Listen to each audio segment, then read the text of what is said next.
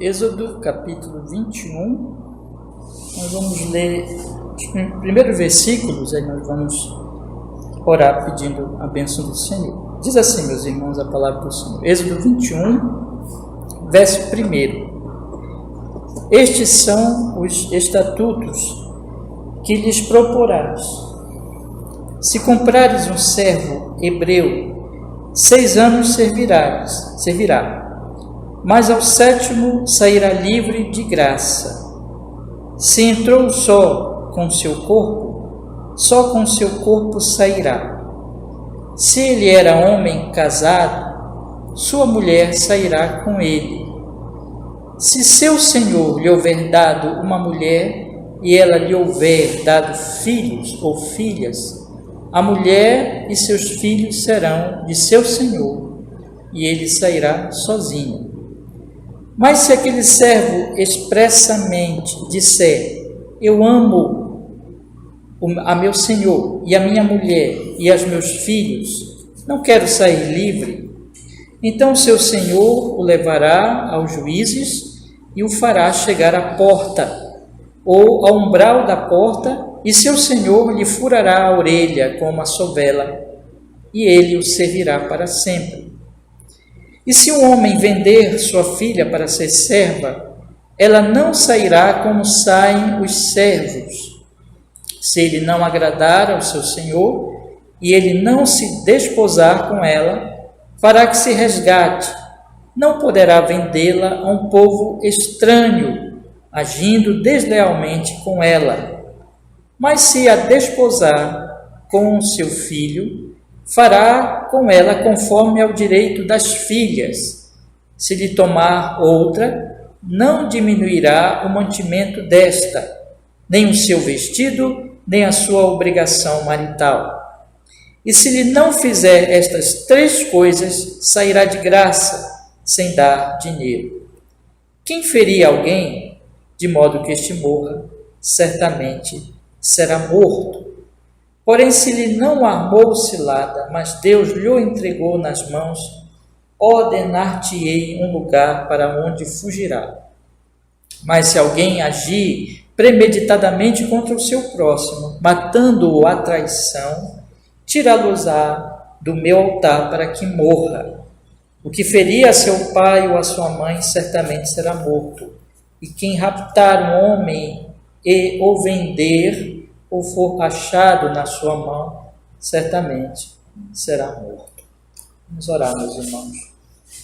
Ó Deus, nós estamos aqui nesta noite para estudarmos juntos a sua palavra, continuarmos lendo a sua palavra, Senhor. Nós pedimos a sua bênção, pedimos que o Espírito Santo ele nos acompanhe a leitura e nos ensine, Senhor, nos faça compreender e aplique a nossa alma, ao nosso coração nesta noite. E também a todas as pessoas que vierem ouvir depois desta gravação. Nós rogamos para o bem de todos, para a glória do seu nome santíssimo, com perdão de qualquer pecado nosso, em nome de Jesus, Senhor, para o seu louvor. Amém e amém. Então, meus irmãos, esses 4 capítulos que nós vamos ler hoje, eles possuem leis que, podemos dizer assim, semana passada nós vimos que Deus estabeleceu a aliança do Monte Sinai, e essa aliança que eu disse para vocês, ela é uma aliança que Deus está cumprindo o pacto com Abraão no aspecto material, né? O povo já é um povo muito grande, é uma nação, e então isso já é um cumprimento da promessa. Mas agora, nessa aliança aqui do Sinai, Deus vai continuar cumprindo a parte material da aliança com Abraão, organizando, prometendo para eles a terra e organizando a vida deles como nação, como país numa terra, né? Inclusive dando essas leis, então abençoando assim o seu povo dessa forma, dessa maneira, tá? Mas é muito importante então nós mantermos isso, né? Que aqui é um aspecto material realmente da aliança, meus irmãos. E porém aqui, mesmo sendo um aspecto material, né? E o Senhor Deus dá também os 10 mandamentos, que eram a lei ali moral do povo. O povo tinha que obedecer aquelas leis, E Deus então faz aquela aliança, eles se comprometem com Deus, mas eles vão quebrar a aliança com o tempo. Essa aliança aqui, ela é uma aliança que realmente vai ser quebrada, né? Mas a aliança que não vai ser quebrada, porque é uma aliança totalmente pela graça de Deus, que os profetas vão dizer que na nova aliança que viria com a pessoa do Senhor Jesus, que então Deus cumpriria o aspecto espiritual, lembra? São dois aspectos, material e espiritual. Da aliança com Abraão, Deus só cumprirá realmente quando vier a pessoa de Jesus Cristo, né? Mas essa aliança aqui vai ser quebrada porque nem todos têm um coração realmente crente, obediente, tudo, e eles vão quebrar a aliança com o tempo.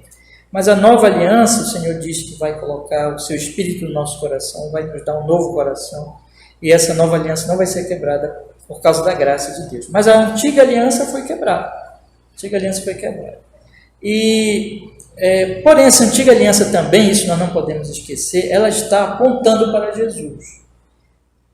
Nós vamos observar, irmãos, que o povo aqui, uma coisa que eu até nem falei semana passada para vocês, mas o povo aqui, eles ficam com muito medo, muito pavor mesmo da presença de Deus. Isso é normal quando Deus se revelava, né? O pecador se sentia amedrontado e tudo, mas Hebreus vai dizer assim, que na nova aliança nós chegamos não a situação de medo, mas a situação de paz com Deus, pelo sangue de Jesus, né? Então é na nova aliança realmente que vem essa bênção, essa graça do perdão de Deus. Mas aqui, nessa antiga aliança, está prometido em várias formas, nós vamos ver hoje, inclusive, na questão do sangue que vai ser aspergido sobre o povo, mas está prometido de várias formas a nova aliança, a vinda do Senhor Jesus para a salvação.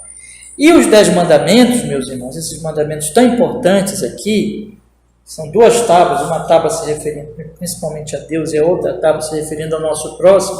Os 10 mandamentos, eles continuam valendo para nós como a nossa regra, a nossa sabedoria sobre a vontade de Deus para a nossa vida. Deus revelou nos 10 mandamentos. E é na nova aliança que eles vão se cumprir mais plenamente, que realmente as pessoas vão poder cumprir esses mandamentos por amor a Deus. Nunca perfeitamente, claro que nós somos pecadores, mas nós vamos crescendo na obediência desses mandamentos. Agora, tendo dito isso, eu quero dizer o seguinte para vocês. Nós vamos ver agora vários outros mandamentos, leis de Deus, que se referem, nós acabamos de ler aqui, acabei de ler com vocês, a relação dos senhores com os servos, a questão da justiça sobre os assassinatos, nós acabamos de ler esses 2 casos aqui, a maldição contra o pai e mãe, que vamos ver em seguida, quando, irmãos, em relação aos pobres, como deveria se tratar os pobres, sobre a relação entre as pessoas, enfim, diversas situações aqui, sobre o bom nome das pessoas, não espalhar boato. E no capítulo 23, nós vamos ver aqui sobre as festas que o povo deveria guardar, né? Anualmente. As 3 festas que tinham grande simbologia a respeito da misericórdia, da obra de Deus, da bênção de Deus sobre aquelas pessoas. E no capítulo 24, certo sentido assim, Deus está finalizando essa aliança do Sinai, essa cerimônia, né? E vai acontecer algumas coisas aqui que depois eu vou chegar lá, vou explicar melhor para os irmãos, e que Deus aqui está então, vai dizer para Moisés subir a um monte e vai dar a ele ainda muitas outras leis, muitas outras regras, vamos dizer assim, especialmente em relação ao tabernáculo. Esse é um assunto que vai ser muito falado a partir de agora. A partir da semana que vem nós vamos falar muito do tabernáculo, né? Então veja, Deus, o que Deus está fazendo aqui? Nessa aliança, o que nós já vimos? Deus está dizendo assim, olha, vocês vão ser o meu povo, minha propriedade peculiar, né? Deu os 10 mandamentos para eles e deu várias leis para que eles começassem a obedecer a Deus em relação ao seu próximo, tá? E o tabernáculo, que nós vamos ver a partir da semana que vem, era ali o símbolo da presença de Deus. Hoje não tem mais tabernáculo, por quê? Porque aquilo era um símbolo. Até a vinda de Jesus tinha aquele tabernáculo, depois Salomão vai fazer o templo, e aquilo significava o quê? Que Deus estava presente ali, era um símbolo da presença de Deus, Deus estava reinando sobre o seu povo. Então esse era o significado, né? Então aquele povo era o povo de Deus, era um povo que tinha o Senhor como Deus, era povo de Deus, era o povo que Deus deu a sua lei, os 10 mandamentos, e ali no tabernáculo vão existir muitos sacrifícios. Tudo isso significa o quê? Bom, essa era a antiga aliança, mas essa antiga aliança ela era provisória, o povo depois mesmo quebrou essa aliança. Mas tudo isso está apontando o quê? Para a vinda de Jesus. O tabernáculo mesmo, ele vai mostrar que viria um Cristo que seria tanto o sumo sacerdote que trabalhava no tabernáculo, que oferecia os sacrifícios, como a própria vítima, né? Os animais ali que eram mortos, derramamento de sangue. Jesus é o sumo sacerdote e é a vítima, aquele que morreu por nossos pecados. Então veja que coisa maravilhosa. Nós devemos ler assim o livro de Êxodo nesse sentido, né? O Evangelho está em toda a Bíblia, então, só que aqui no Antigo Testamento, muito como uma promessa ainda do que Deus iria fazer no futuro. Agora, outra coisa, antes de nós começarmos aqui a dar mais alguns detalhes, ler mais, entrar realmente na leitura, essas leis aqui também, essas leis, mais assim em relação à cultura daquela época, à situação daquela época, nós devemos também levar em conta que Deus estava legislando de acordo com tanto a cultura da época como com o coração das pessoas. A maioria dessas pessoas aqui, irmãos, não eram realmente regeneradas, não tinham o Espírito Santo. Tá? Essa aliança, a nova aliança vai ser só com os regenerados, só com aqueles que têm um novo coração, que é a promessa do profeta, né? Que Deus viria e daria ao povo um novo coração. Essa antiga aliança é uma aliança sanguínea, uma aliança da descendência de Abraão, e nem todas essas pessoas amavam realmente a Deus, e Deus deu leis tendo em conta, observe bem, a dureza do coração deles, né? Então, Jesus vai dizer, por exemplo, por que Deus permitiu o divórcio no Antigo Testamento? Perguntaram isso para Jesus, o que Jesus disse? Por causa da dureza do vosso coração, né? Então Deus legislava no Antigo Testamento tendo em conta isso. Por isso que nós vamos ver algumas coisas aqui que no Evangelho mesmo não vai mais existir. Por exemplo, servo e senhor, essa coisa de vender o ser humano, isso aí não vai ter mais. Pelo Evangelho mesmo isso vai ser superado. Ainda que o apóstolo Paulo, por exemplo, os apóstolos não vão atacar diretamente assim, esse sistema da época, mas a gente vai ver pelos princípios do Evangelho. Por exemplo, basta vocês lerem a carta de Filemão. O que é a carta de Filemão? É uma carta que o apóstolo Paulo escreve a Filemão a respeito de um escravo que tinha fugido. E se você ler a carta de Filemão, você vai ver que a relação entre servo e escravo pelo Evangelho acaba, né? Então, servo e escravo não, servo e senhor pelo Evangelho acaba. Então, só estou dizendo isso, irmão, para vocês observarem que essas leis aqui, elas têm muito esse aspecto também. Mas, então, Deus legisla de acordo ainda com a cultura, com o coração dos homens, e uma espécie assim de acomodação, porém, vocês vão observar que são leis que protegem os servos, protegem os pobres, protegem aqueles que estão em situação mais vulnerável, o órfão, a viúva, o estrangeiro. Entendeu?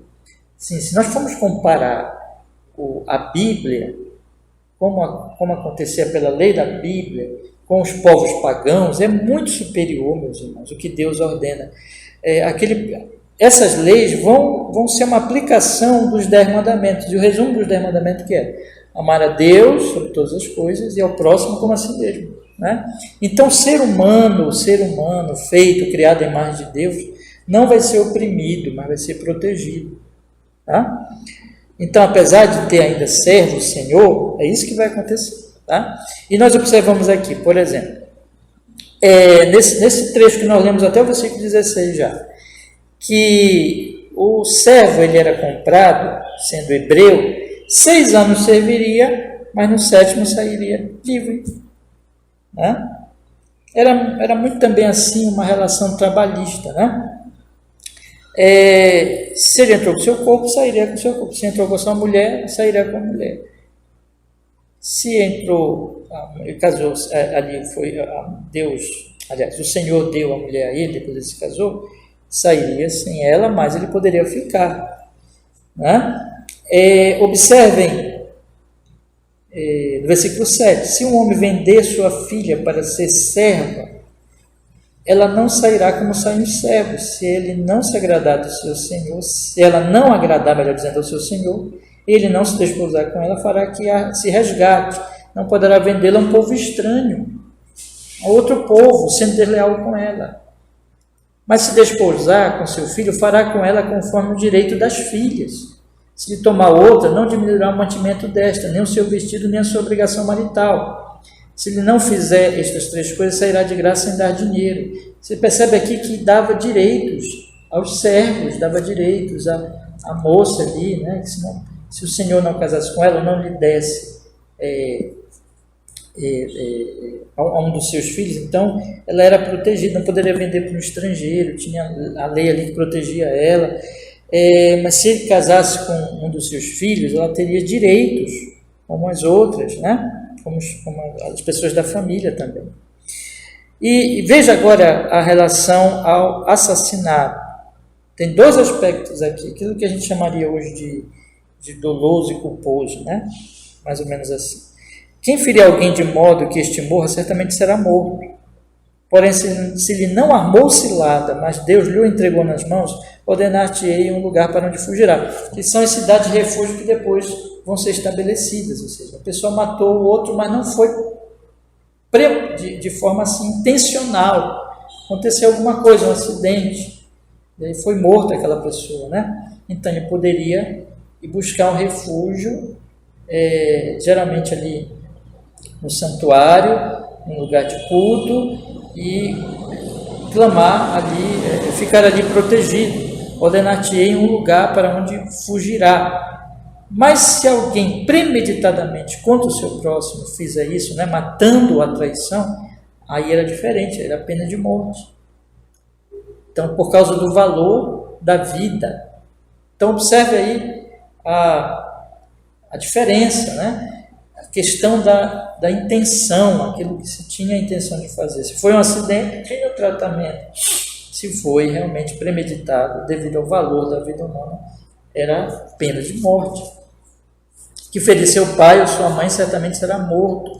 Aqui por causa veja que é uma aplicação, não sei se eu já falei essas coisas. Se eu não falei, vou falar agora. Essas leis também, em certo sentido, são a aplicação dos 10 mandamentos. Então, honra teu pai e tua mãe. Então, que ferir seu pai ou sua mãe certamente será morto por causa desse mandamento, do 5º mandamento, né, de honrar pai e mãe. Sobre a lei, existia a lei dos servos e dos senhores, mas vejam que não podia raptar o homem e vendê-lo como servo, contra a vontade dele. Né? Então, no versículo 16 diz, quem raptar um homem e o vender e for achado na sua mão, certamente será morto. Então, veja a proteção que tinha ali ao ser humano. Vamos continuar lendo agora. E quem amaldiçoar seu pai ou sua mãe, certamente será morto. Veja, não só ferir, mas até amaldiçoar. E se 2 homens pelejarem ferindo um ao outro com pedra ou com punho, e este não morrer, mas cair na cama, se ele tornar a levantar e andar fora sobre o seu cajado, então aquele que o feriu será absolvido, somente lhe pagará o tempo que perdera e o fará curar totalmente. Então estava ali pelejando, feriu com pedra ou com punho, e este não morrer. Não havia, eu creio que podemos interpretar assim, não havia intenção realmente de matar. Foi uma briga ali e tal, aconteceu, e ele não morrendo, então ele deveria pagar a cura da pessoa, até então que ele ficasse totalmente, pagar o tratamento, enfim, curá-lo até que ele ficasse totalmente curado. Se alguém ferir a seu servo ou a sua serva com um pau e morrer debaixo da sua mão, certamente será castigado. Porém, sobreviver por 1 ou 2 dias não será castigado, porque é dinheiro seu. Aqui também tem a questão da intenção. Não havia uma intenção realmente de matar. Se alguns homens pelejarem e um ferir uma mulher grávida e for causa de que aborte, porém não havendo outro dano, certamente será multado conforme o que lhe impuser o marido da mulher e pagará conforme aos juízes. Mas se houver morte, então dará vida por vida. O que ele está dizendo aqui, irmãos? A interpretação mais provável é a seguinte: é que tem uma mulher grávida, 2 homens estavam brigando, e um deles fere a mulher grávida, quer dizer, o opositor, né, feriu a mulher grávida, e ela abortar, mas dá para entender o seguinte aqui: abortou, mas a criança não morreu, tá? A criança sobreviveu. Agora, será multado, neste caso, conforme o que lhe impuser o marido da mulher, e pagará conforme o juízo. Mas se houver morte, então dará vida por vida. Morte de quem? Ou morte da mãe, ou morte da criança. Tá? Então, em nenhum momento a Bíblia atenua, diz que o aborto é coisa normal. Então, a vida da criança também é protegida pela lei. E aí nós temos, irmãos, logo em seguida, mas se houver morte, então dará vida por vida, olho por olho, dente por dente, mão por mão, pé por pé, queimadura por queimadura, ferida por ferida, golpe por golpe. E quando alguém ferir... Parar aqui, a gente só explicar o princípio. Veja aqui o que a Bíblia está dizendo aqui. É o princípio do limite da pena, que deve ser de acordo com a ação do criminoso. Então, vida por vida, olho por olho, dente por dente, mão por mão. Vocês estão vendo? É um limite. Não pode. A lei deve ser aplicada de acordo com o crime, de acordo com a agressão, e nunca além. Se for além, o que é? Injustiça, né? Então tem que ser de acordo com a agressão. É o princípio aqui vamos dizer assim, a proporção da justiça aplicada de acordo com o crime cometido. Esse é um princípio, então, que está nesse olho por olho, dente por dente, que a gente ouve tantas vezes falar, né? Não é uma coisa assim, a vingança pura e simples, é um limite da justiça, tá? Quando alguém ferir o olho do seu servo ou o olho da sua serva e o danificar, o deixará ir livre pelo seu olho. Se tirar o dente do seu servo ou o dente da sua serva, deixará ir livre pelo seu dente. Aqui está que o servo, ele era, então, a vida dele também era protegida, e nós já temos visto isso nas leis anteriores. E se alguém e se algum boi escornear homem ou mulher que morra, o boi será apedrejado certamente, e a sua carne não se comerá, mas o dono do boi será absolvido. Mas se o boi dantes era escorneador, e o seu dono foi conhecedor disso, e não o guardou, matando homem ou mulher, o boi será apedrejado, e também o seu dono morrerá. Se lhe for imposto resgate, então dará por resgate da sua vida tudo quanto lhe for imposto. Quer tenha escorneado um filho, quer tenha escorneado uma filha, conforme a este estatuto lhe será feito. Se o boi escornear um servo ou uma serva, dar-se-á 30 ciclos de prata ao seu senhor, e o boi será apedrejado. Se alguém abrir uma cova, e se alguém cavar uma cova e não a cobrir, nela cai um boi ou um jumento, o dono da cova o pagará em dinheiro ao seu dono, mas o animal morto será seu. Se o boi de alguém ferir o boi do seu próximo e morrer, então se venderá o boi vivo, e o dinheiro dele se repartirá igualmente, e também repartirão entre si o boi morto. Mas se foi notório que aquele boi antes era escorneador, e o seu dono não o guardou, certamente pagará boi por boi, porém o morto será seu. O que tem aqui nessas leis? É um outro princípio aqui, da responsabilidade. Não somente quando a própria pessoa fere o próximo, mas se ela tem responsabilidade sobre o seu boi, tem responsabilidade sobre o seu animal, se sabia que ele era, como diz aqui, escorneador, né? Foi conhecedor disso e não guardou, matando o homem ou mulher, o boi é apedrejado e a pessoa morria. Irmão, isso aqui o que é? Que não somente quando é um ato, né? Da própria pessoa, mas ela não teve responsabilidade. Veja que como a Bíblia considera a vida humana muito valiosa, e essas penas de morte eram até aplicadas no Antigo Testamento, em caso de irresponsabilidade, né, com a vida do próximo. Bom, então é muito interessante para nós aplicarmos. Veja, eu não tenho assim, tempo para... Eu estou só passando e dando algumas explicações para nós irmos lendo e meditando, irmãos, mas vamos meditar como isso se aplica à nossa vida, à nossa responsabilidade com a vida humana. Nós passamos aí, por exemplo, uma pandemia, né? Quanta responsabilidade nossa com a vida do nosso próximo, numa doença, numa enfermidade. Então, todas essas coisas devem ser aplicadas nos nossos dias também. Tá bom? Vamos olhar o capítulo 22 agora. Esses capítulos falam muito da propriedade, né? Diz assim: se alguém furtar boi ou ovelha e o degolar ou vender por um boi, pagará 5 bois. Olha só. Se pela ovelha, 4 ovelhas. Então, se roubou e vendeu um boi, paga 5. A ovelha paga 4. É uma multa pesadíssima, né? Pesadíssima, né? Se o ladrão for achado roubando e for ferido e morrer, o que feriu não será culpado do sangue. Se o sol houver saído sobre ele, o agressor será culpado do sangue. O ladrão fará restituição total. E se não tiver com que pagar, será vendido por seu furto. Irmãos, olha aqui que a Bíblia, veja só, tem muita gente que até usa a Bíblia, ou usa certos mandamentos fora de contexto para dizer assim que não há nenhuma proteção da vida de por exemplo, de um ladrão. Olha, a Bíblia está dizendo aqui que até a vida do ladrão tem que ser protegida. Veja só que coisa. O que está dizendo aqui é o seguinte, ó, se for de noite e o ladrão entra na casa, é noite, não dá para identificar que ele está armado, ali na briga, né? Na defesa que o dono da casa vai ter, matar o ladrão, aí ele não é culpado de sangue. Matou, estava na casa dele, não é culpado de sangue. Tá? Ou seja, ele feriu para defender a sua casa.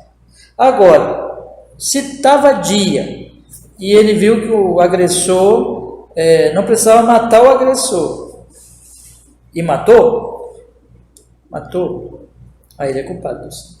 Vocês estão entendendo isso? Que coisa, né? Então, o único momento que a Bíblia permite nós matarmos uma outra pessoa é para defender a nossa vida, só, tá? Então, se uma pessoa pode entrar na nossa casa, eu não estou dizendo que não é para você defender a sua casa, não é isso, mas até mesmo nesse caso que a Bíblia disse, era dia, não precisava matar, matou, não era para autodefesa, mas matou, é culpado de assassinato. Existe direito até desse tipo de criminoso. Existem direitos, existem leis, existem princípios das escrituras, até para esse tipo de criminoso. Há muito a pensar, né? O pessoal fica falando aí, bandido bom, bandido morto, isso não é bíblico, não. Bandido bom é bandido que se arrepende, deixa de ser bandido, e crê no Senhor Jesus, que se arrepende dos seus pecados, tá bom? Então, só para nós irmos meditando, né? Versículo 4. Se o furto for achado vivo na sua mão, seja boi, jumento, ovelha, pagará o dobro. Se alguém fizer pastar o seu animal no campo ou numa vinha e largá-lo para comer do campo do outro, o melhor do seu próprio campo, o melhor da sua própria vinha restituirá. Se romper um fogo e pegar nos espinhos e queimar a meda de trigo, ou a seara, ou o campo, aquele que acendeu o fogo totalmente pagará o queimado. Se alguém der ao seu próximo dinheiro ou bens e guardar, e isso for furtado da casa daquele homem, o ladrão, se for achado, pagará o dobro. Se o ladrão não for achado, então o dono da casa será levado diante dos juízes, a ver se não pôs a sua mão nos bens do seu próximo, sobre todo negócio fraudulento, sobre boi, sobre jumento, sobre gado miúdo, sobre roupa, sobre toda coisa perdida de que alguém disser que é sua, a causa de ambos será levada perante os juízes, aquele a quem condenarem os juízes pagará em dobro ao seu próximo. Se alguém der ao seu próximo a guardar um jumento, boi, ou ovelha, ou outro animal, e este morrer, ou for dilacerado, ou arrebentado, ninguém o vendo, então haverá juramento do Senhor entre ambos, de que não pôs a sua mão nos bens do seu próximo, e o seu dono o aceitará, e o outro não o restituirá. mas se de fato lhe tiver sido furtado, pagá-lo-á ao seu dono. Porém, se lhe for dilacerado, trá-lo-á em testemunho disso, e não pagará o dilacerado. E se alguém pedir emprestado ao seu próximo algum animal, for danificado ou morto, não estando presente o seu dono, certamente o pagará. Se o seu dono estava presente, não pagará. Se foi alugado, será pelo seu aluguel. Olha só, irmãos, aqui o princípio que em tudo isso aqui está o que é honestidade. Honestidade. Então, o que é do outro é do outro. O que é meu é meu, né? Então, nunca. Vocês podem ler aqui. Sempre tem, olha, nós deve ser julgado por ladrão. O ladrão deve ser condenado. Então, aqui é o princípio que devemos ser honestos com tudo que é do nosso próximo. Nós nunca devemos, de maneira nenhuma, tentar passar a perna nos outros, porque isso é pecado, né? Então, o cristão, ele é alguém que é confiável, que é absolutamente honesto. Vamos ver o versículo 16. Se alguém enganar alguma virgem que não for despojada, se deitar com ela, certamente a adotará e tomará por sua mulher. Se seu pai inteiramente recusar dar-lhe, pagará ele em dinheiro, conforme o dote das virgens. Aqui é o seguinte, a moça, ela tinha o dote dela, né, quando ela casava. Mas um homem seduziu a moça e deitou com ela. Então, ele deve pagar o dote para o pai e casar com ela. Agora, se o pai não quiser que case, era assim, né?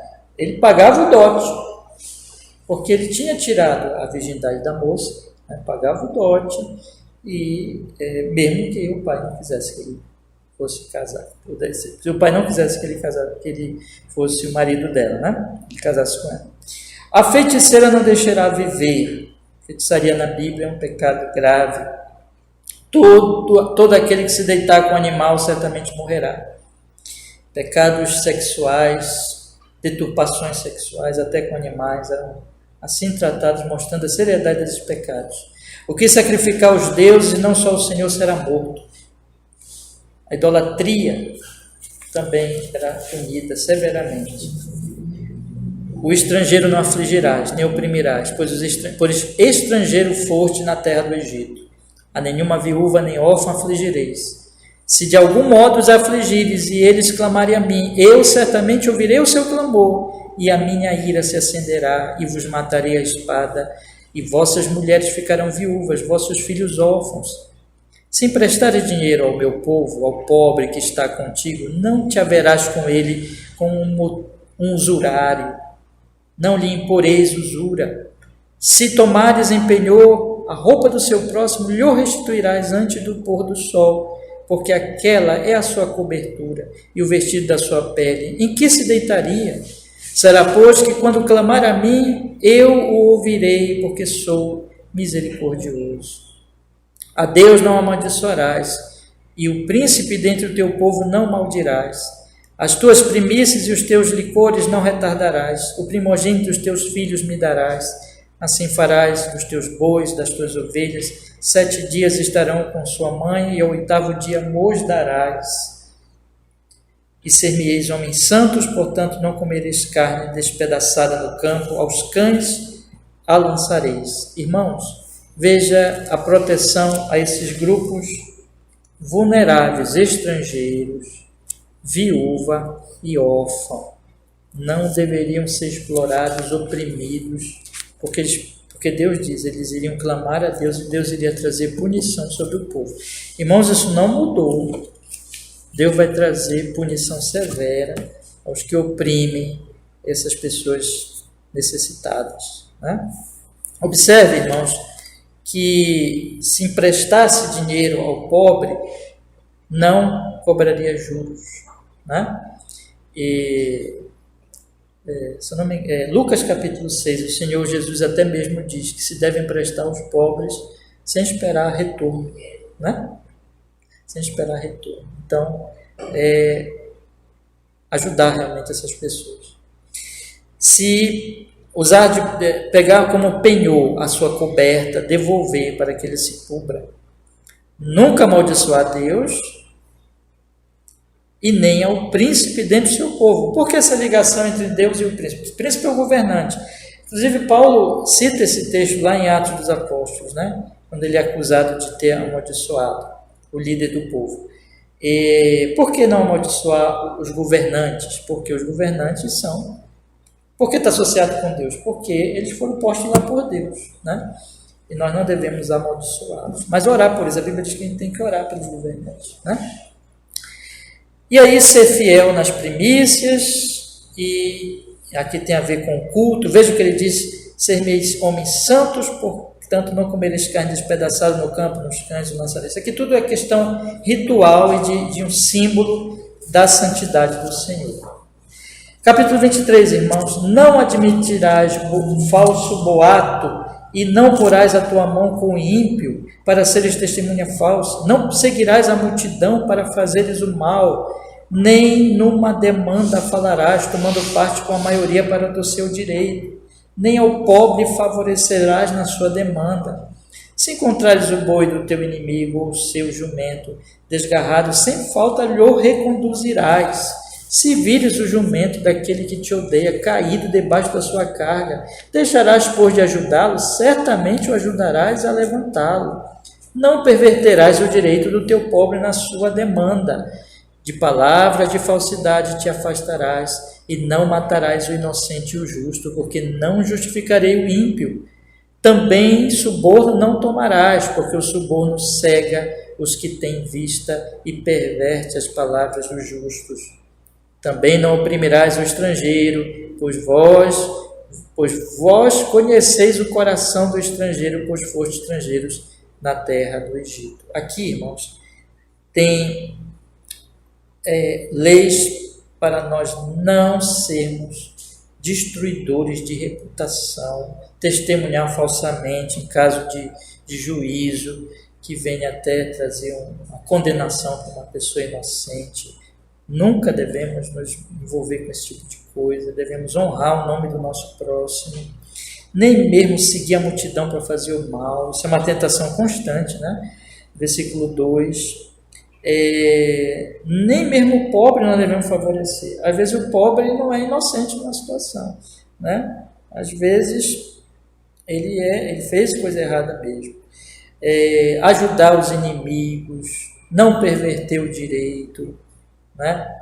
Mais uma vez aqui sobre a questão das palavras falsas que podem destruir a vida de uma pessoa. De palavras de falsidade te afastarás, não matarás inocente. Suborno, irmãos, nunca aceitar, porque o suborno cega e faz as pessoas praticar atos injustos. E, mais uma vez, não oprimir o estrangeiro, pois, é bem interessante saber, a Bíblia vai dizer assim: vocês foram servos no Egito, vocês conhecem o coração do estrangeiro. O sentido aqui é, vocês conhecem, vocês experimentaram, vocês sabem o que eles sentem, vocês sabem o que eles pensam, né? Então vocês conhecem o sofrimento deles, nunca oprimam esses estrangeiros. Continuando: também 6 anos semearás tua terra, e recolherás os seus frutos, mas ao 7º a dispensarás e deixarás descansar, para que possam comer os pobres do teu povo, e da sobra comam os animais do campo. Assim farás com a tua vinha, com o teu olival. 6 dias farás os teus trabalhos, mas ao 7º dia descansarás, para que descanse o teu boi, o teu jumento, e para que tome alento a filha da tua escrava e o estrangeiro. E em tudo que vos tenho dito, guardai-vos, e do nome de outros deuses nem vos lembreis, nem se ouça da vossa boca. Irmãos, aqui está então conselhos para a semeadura. Tem um aspecto do culto, ritual, mas também tem um aspecto de deixar também a terra descansar e de alimentar também os pobres, os animais. Veja que Deus tudo se preocupa com isso, né? O trabalho deve ser feito em 6 dias, mas existe o dia de descanso para o culto, e é também um descanso para o trabalhador, que tem também o descanso, é muito importante. Tem muitos princípios aqui, muitas coisas importantes, irmãos. E a idolatria, de vez em quando Deus volta à idolatria, né? Não adorar ídolos, não falar, nem mesmo mencionar o nome dos ídolos. Aí vem as 3 festas, irmãos. 3 vezes no ano me celebrareis festa. Festa dos pães ázimos guardarás, 7 dias comerás pães ázimos, como te tenho ordenado, ao tempo apontado no mês de Abibe, porque nele saíste do Egito, ninguém apareça vazio perante mim. E a festa da cega dos primeiros frutos do teu trabalho, que houveres semeado no campo, e a festa da colheita, a saída do ano, quando tiveres colhido do campo o teu trabalho. 3 vezes no ano todos os teus homens aparecerão diante do Senhor Deus. Não oferecerei sangue de meu sacrifício com pão levedado, nem ficará gordura da minha festa de noite até pela manhã. As primícias dos primeiros frutos da tua terra trarás à casa do Senhor teu Deus. Não cozerás o cabrito no leite da sua mãe. Então aqui, irmãos, as 3 festas que eram símbolo, né, da bênção de Deus, tanto do livramento no Egito como das bênçãos da semeadura e da colheita. Versículo 20: Eis que eu envio um anjo diante de ti para que te guarde pelo caminho e te leve ao lugar que te tenho preparado. Guarda-te diante dele e ouve a sua voz, e não provoques a ira, porque não perdoará a vossa rebeldia, porque o meu nome está nele. Mas se diligentemente ouvires a sua voz e fizeres tudo o que eu disser, então serei inimigo dos teus inimigos, adversário dos teus adversários. Porque o meu anjo irá diante de ti e te levará aos amorreus e aos heteus e aos perizeus e aos cananeus, heveus e jebuseus, e eu os destruirei. Não te inclinarás diante dos seus deuses, nem os servirás, nem farás conforme as suas obras. Antes os destruirás totalmente e quebrarás de todas as suas estátuas. E servireis ao Senhor vosso Deus, e ele abençoará o vosso pão e a vossa água, e eu tirarei do meio de vós as enfermidades. Não haverá mulher que aborte, nem estéril na sua terra. O número dos teus dias cumprirei. Enviarei o meu terror adiante de ti, destruindo a todo o povo aonde entrares, e farei que todos os teus inimigos te voltem as costas. Também enviarei vespões adiante de ti, que lancem fora os heveus, os cananeus, os heteus, de diante de ti. Não os lançarei fora de diante de ti num só ano, para que a terra não se torne um deserto e as feras do campo não se multipliquem contra ti. Pouco a pouco os lançarei de diante de ti, até que sejas multiplicado e possuas a terra por herança. E porei os teus termos desde o mar vermelho até o mar dos filisteus, e desde o deserto até o rio, porque darei nas tuas mãos os moradores da terra, para que os lances fora de diante de ti. Não farás aliança alguma com eles ou com os seus deuses. Olha, mais uma vez a idolatria, sempre voltando à idolatria, né? Na sua terra não habitarão, para que não te façam pecar contra mim, se os servires aos seus deuses. Certamente isso será um laço para ti. Então, ouviu o anjo do Senhor, e o anjo do Senhor aqui provavelmente é o próprio Jesus, e isso Paulo parece mostrar lá na carta aos Coríntios. Então, veja o aspecto da obediência para que eles possuíssem a terra, e se eles desobedecessem, eles seriam destruídos, irmãos. Como diz aqui, guarda-te, ouve a sua voz, não provoques a ira, porque não perdoará a vossa rebeldia. O meu nome está nele. Finalmente, meus irmãos, capítulo 24. O capítulo 24 é assim, o fechamento dessa fase, e é uma espécie de cerimônia, e Deus ele diz para Moisés subir para que ele recebesse as tábuas da lei e muitas outras orientações que vão aparecer no capítulo 25 em diante. Depois disse a Moisés: sobe ao Senhor tu e Arão, Nadab e Abiú e 70 dos anciãos de Israel, e adorai de longe, e só Moisés se chegará ao Senhor, mas eles não se cheguem, nem o povo suba com ele. Veio, pois, Moisés e contou ao povo todas as palavras do Senhor e todos os estatutos. Então o povo respondeu a uma voz e disse: todas as palavras que o Senhor tem falado faremos. Moisés escreveu todas as palavras do Senhor e levantou-se pela manhã de madrugada e edificou um altar ao pé do monte e 12 monumentos segundo as 12 tribos de Israel. E enviou alguns jovens dos filhos de Israel, aos quais ofereceram holocaustos e sacrificaram ao Senhor sacrifícios pacíficos de bezerros.